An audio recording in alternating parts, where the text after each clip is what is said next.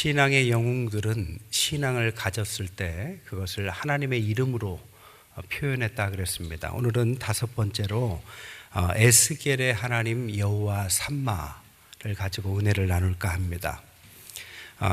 여호와 삼마란 뜻은 하나님께서 거기 계시다 이런 뜻입니다.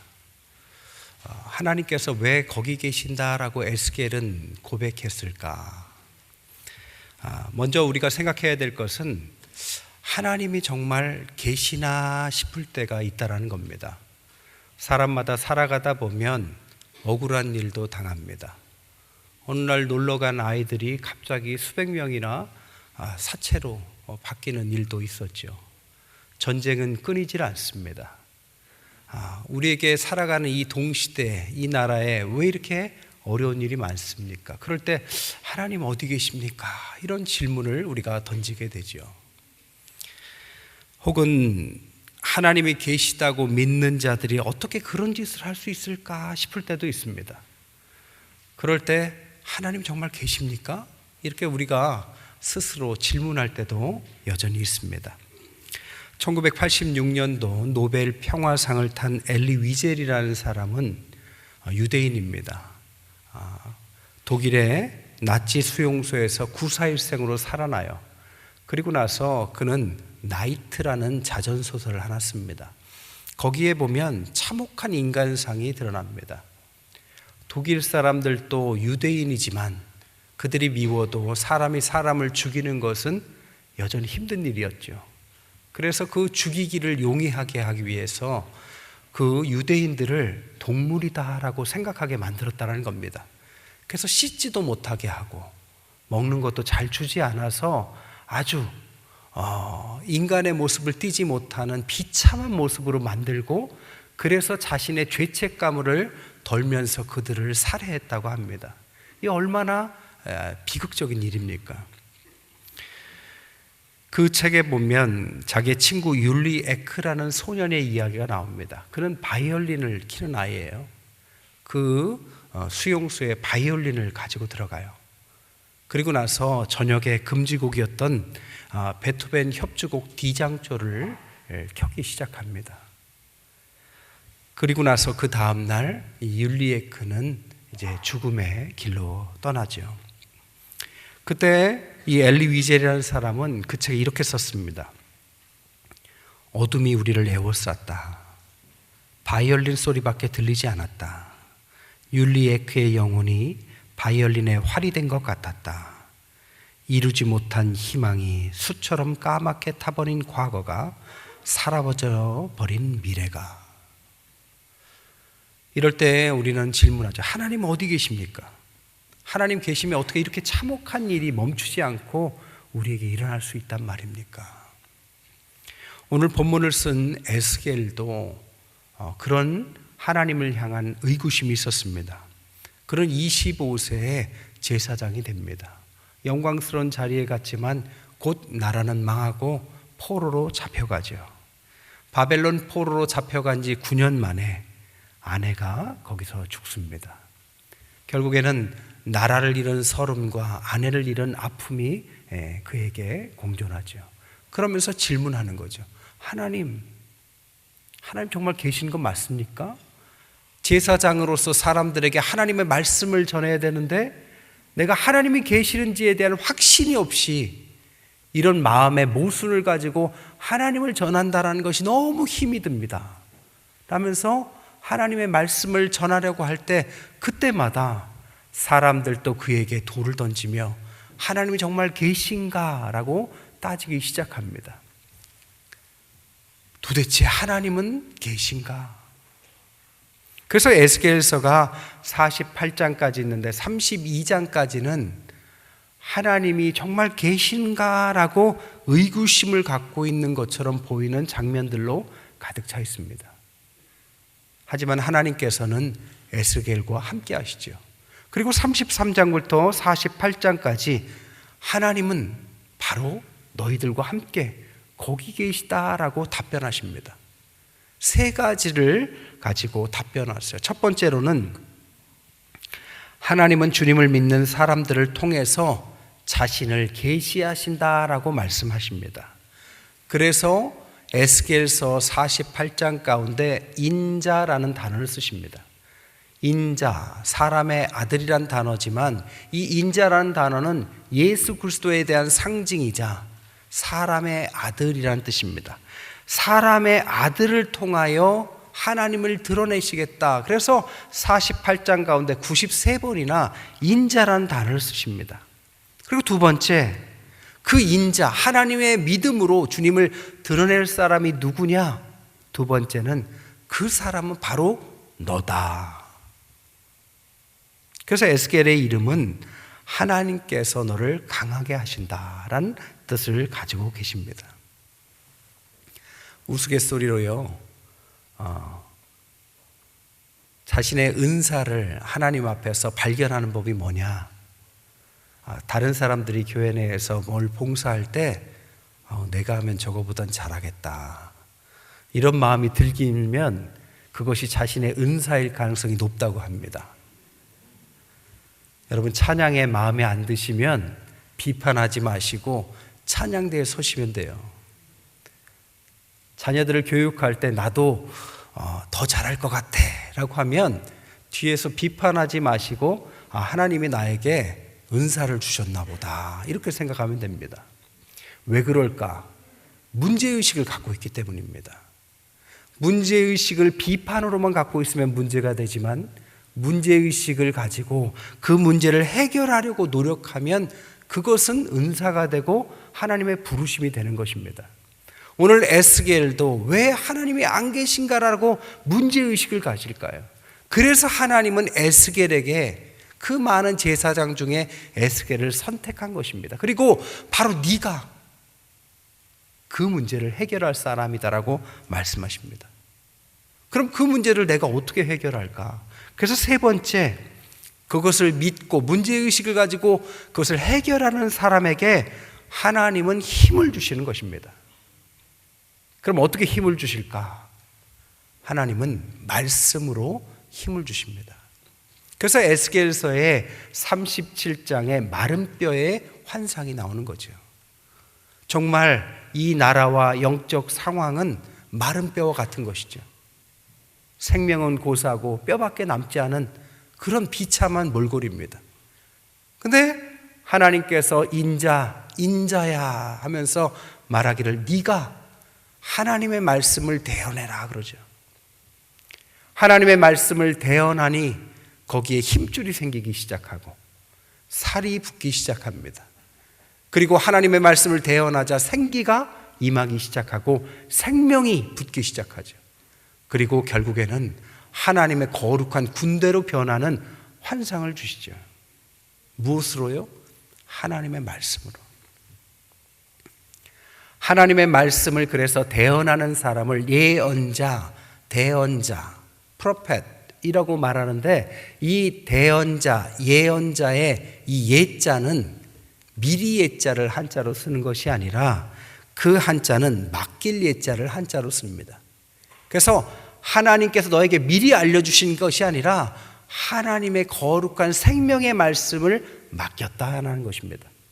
우리는 힘이 없지만 문제의식을 가지고 하나님이 안 계신 것 같은 이 암울한 현실 가운데 문제의식을 가지고 있는 주님의 백성들에게 하나님은 말씀하시기를 하나님의 말씀을 대언해라. 그러면 살 것이다. 하나님의 안 계신 현실을 바꿀 것이다. 옛날 어떤 교회에 있을 때요, 권사님 한 분은 소년원 봉사를 가졌어요. 그 문제 아들이 이제 거기 많이 계시잖아요.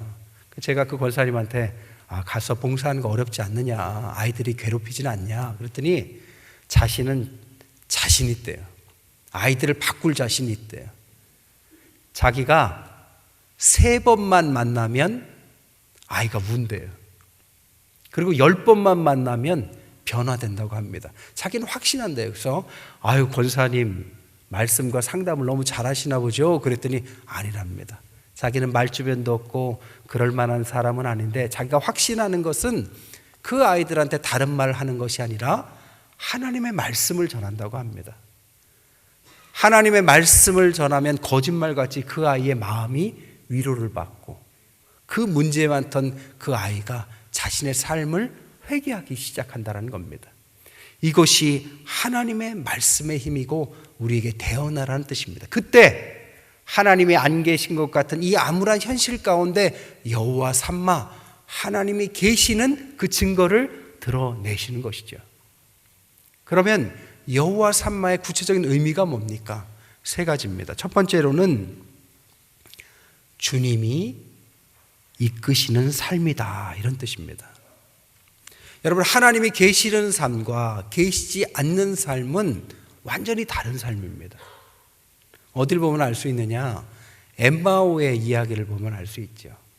두 제자가 주님과 함께 할 때는 충만했는데 주님이 십자가로 돌아가시자 주님이 이제 안 계신다라고 생각을 하죠. 하나님이 안 계신다라고 하니까 도망치기 시작하고 방황하기 시작합니다. 그때 부활하신 주님이 그들을 만나주시죠. 후에 뭐라고 고백합니까? 주님이 하나님의 말씀을 풀어주실 때 내 마음이 뜨겁더라. 그리고 나서 그들의 삶의 방향을 바꾸죠. 다시 가야 될 곳으로 가고 해야 될 일들로 하게 됩니다. 하나님이 계시는 삶과 계시지 않는 삶의 차이죠. 두 번째로는 여호와 삼마란 뜻은 주님이 계시는 공간이다라고도 말할 수 있습니다. 성경에 보니까 땅이라는 말이 많이 나와요. 유목, 선교, 하나님의 나라, 천국. 가만 살펴보면 다 공통점이 어느 공간을 표현하는 단어들이라는 겁니다. 여러분, 우리는 공간을 만들지만 공간은 우리를 또 만들고 있는 것입니다. 지난번에도 말씀드렸지만 제가 대학 때 과외를 했어요. 과외 가서 아이들 공부 성적 올리는 거 간단합니다. 가서 그 아이한테 방 청소를 시켜요. 그래서 책상을 깨끗이 치우라고 하고 공부에 방해되는 것은 다 싸서 치우라고 그래요. 뭐 만화책이든 게임기든 다 치우라고 합니다. 그리고 공부가 잘 되도록 조명도 환하게 비추고 공부할 책들만 딱딱 꽂아 놓습니다. 그리고 나서 공부가 잘 된 음악 틀고 방 안의 향기도 집중이 잘 되는 그런 향기를 딱 피워놓으면 공부 안 가르쳐도요 성적이 쭉 올라갑니다. 공간이 사람을 만드는 것입니다. 여러분, 하나님이 계신 공간도 우리가 먼저 만들면 그 공간이 우리를 지킬 것입니다. 구원이란 뭐냐? 내 안에 주님의 공간이 생긴 것입니다. 오늘 세례 받으시는데 세례 받는 것은 죽음을 의미하죠. 내가 죽고 새로운 사람으로 다시 태어나는 것을 상징적으로 표현한 것입니다. 그때 세례 받는 순간에 주의 성령이 내 안에 들어오셔서 나를 거룩한 성전 삼으십니다. 이래서 내가 성전이 되는 것이죠. 거룩한 공간이 생기죠. 이 공간에 의지해서 살아갈 때 내가 성도가 되는 것입니다. 교회란 세상에서 똑같이 살아가는 사람들의 모임 같지만 이 안에는 주님을 믿는 사람들의 공간입니다. 그래서 교회는 거룩한 곳이고 성스러운 곳이 되는 것이죠.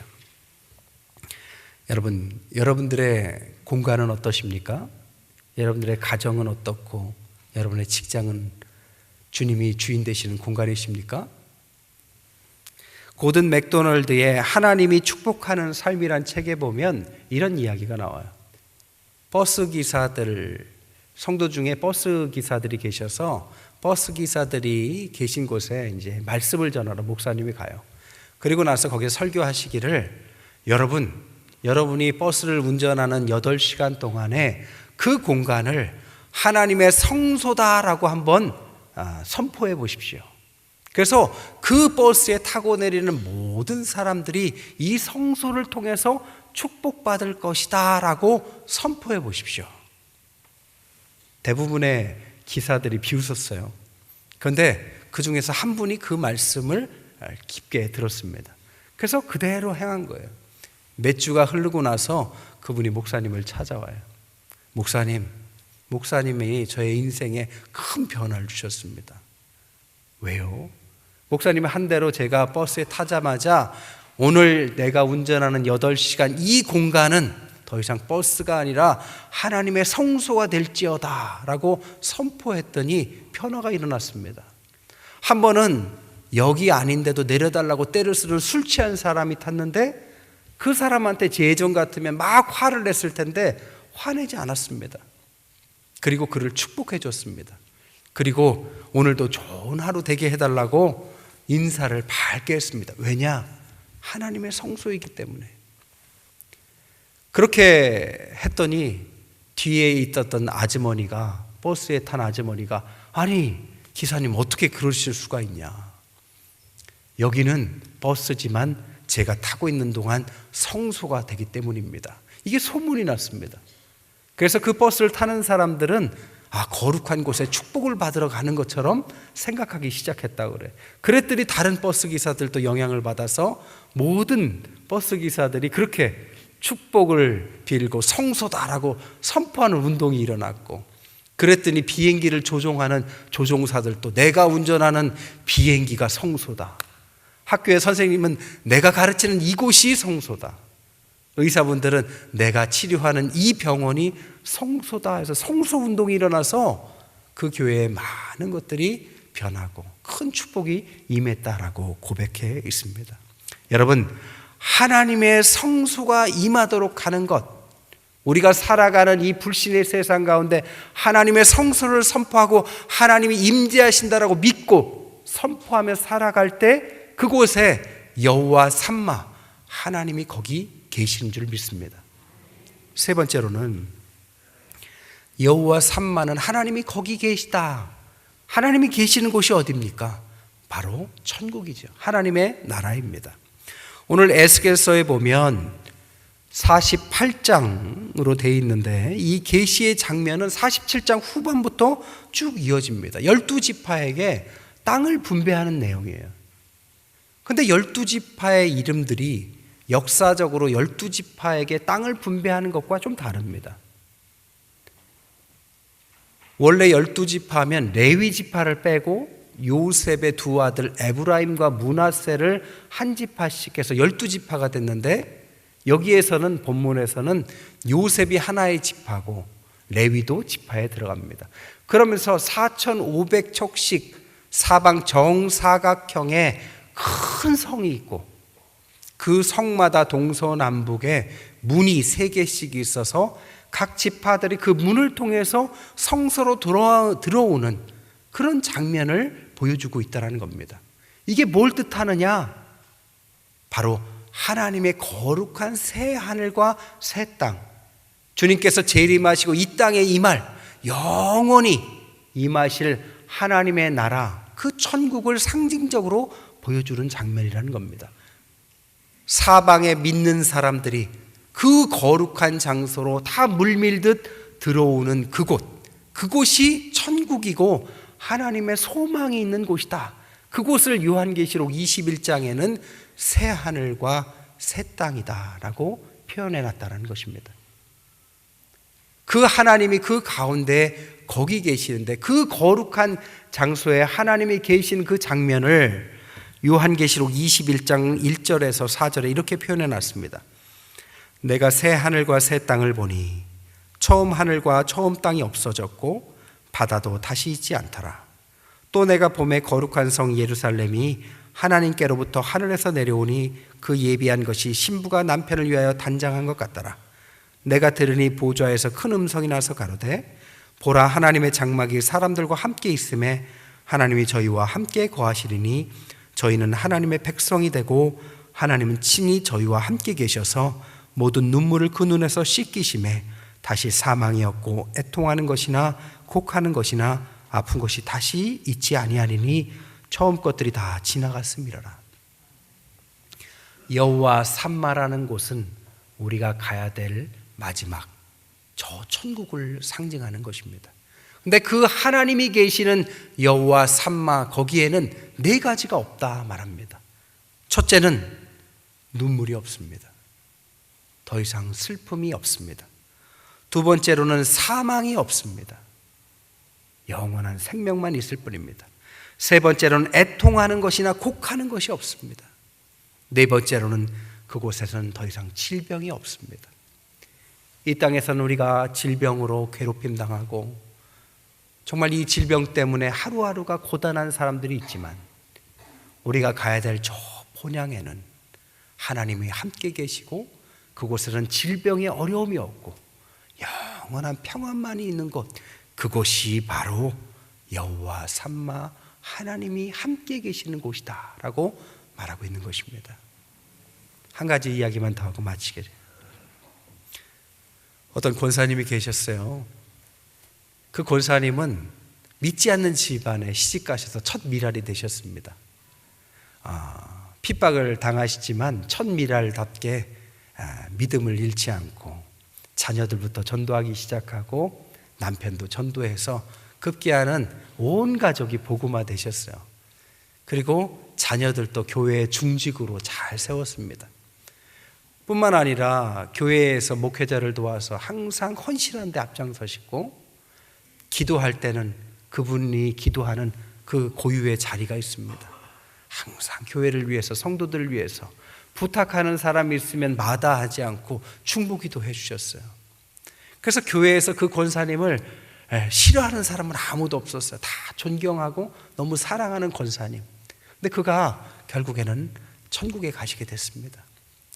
장례식에 갔더니 그분이 얼마나 하나님 앞에서 잘 살아오셨는지, 장례식에 온 사람들의 숫자를 보니까 평소 교회 장례식보다 10배 가까이 많은 겁니다. 이건 거짓말할 수 없잖아요. 이분 참 귀하게 사셨구나. 그때 그분 비문이 디모데후서 4장 7절 8절이었습니다. 나는 선한 싸움을 싸우고 나의 달려갈 길을 마치고 믿음을 지켰으니 이제 후로는 나를 위하여 의의 면류관이 예비되었으므로 주 곧 의로우신 재판장이 그날에 내게 주실 것이며 내게만 아니라 주의 나타나심을 사모하는 모든 자에게 도니라. 우리가 많이 쓰는 비문이지만 제가 이 비문을 보면서 이 권사님은 참 이 비문에 딱 맞는, 이 말씀에 딱 맞는 삶을 사신 분이구나 라고 생각했습니다. 말씀을 정리하겠습니다. 우리가 살아가는 세상은 믿지 않는 사람들이 훨씬 많은 무신론자들의 세상입니다. 그곳에서 우리는 하나님의 백성으로서 살아가는 것입니다. 때로는 우리가 하나님 정말 계신가라는 질문을 가질 수도 있지만 하나님은 우리를 통하여 문제의식을 가지고 하나님이 필요한 곳에 하나님의 말씀을 선포할 때 그 공간이 하나님이 계시는 공간으로 바뀐 것이고, 그런 삶을 이 땅에서 어렵사리 살아가다 하나님 부르신 그날에 영광의 자리로 갔을 때 그곳에 하나님이 영원히 함께 계신 그것을 오늘 에스겔은 고백하기를 여호와 삼마, 우리와 거기에 함께 계시고 우리와 영원히 함께 계시는 여호와의 삼마의 하나님이라고 고백한 것입니다. 연말에 여러 어려움들이 있지만 또 새해 여러 계획들이 있지만 주 안에서 하나님을 선포하시고 성소를 선포하시고 하나님 없는 어두운 가운데 하나님의 빛을 비추시며 하나님의 천국의 소망을 품고 살아가시는 저와 여러분 되시기를 주님의 이름으로 간절히 축원드립니다. 기도하겠습니다. 말씀.